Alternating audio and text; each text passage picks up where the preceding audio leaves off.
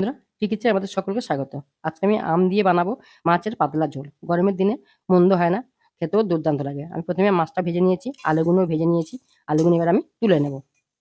এই কড়াতে আমি দিয়েছি অল্প একটু সরষের তেল। এবার দেবো একটা শুকনো লঙ্কা, অল্প একটু পাঁচ ফোড়ন। ফোড়নটা আমি খুব ভালো করে ভেজে নেব। এবার দেবো গ্রেট করা আদা। আমি এখন গ্রেট করে দিয়েছি, আপনারা চাইলে বেটেও দিতে পারবেন। এবার দেবো সামান্য জল, মানে মশলা দেবো যাতে মশলাটা না পুড়ে যায়। পরিমাণ মতো হলুদ গুঁড়ো, যেমন ঝাল খাবেন সেই অনুযায়ী, লঙ্কার গুঁড়ো, লবণ,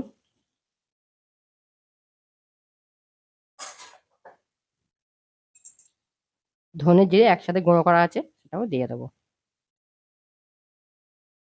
অল্প একটু কাশ্মীরি লঙ্কার গুঁড়ো, এটাও অপশান, দিতেও পারবেন, না দিলেও অসুবিধা নেই, এটা সম্পূর্ণ কালারের জন্য, ঝাল হয় না। এবার দেবো কাঁচা আম।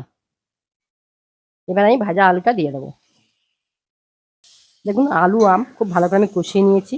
এবার দিয়ে দেবো পরিমাণ মতো জল, যে যেমন ঝোল খাবেন। এটা আমি পাতলা ঝোল করবো, আগে থেকেই বলে দিয়েছি। এবার আমি ঢাকা দিয়ে দেবো। এবারে অল্প একটু চিনি, মাছ দিয়ে দেবো।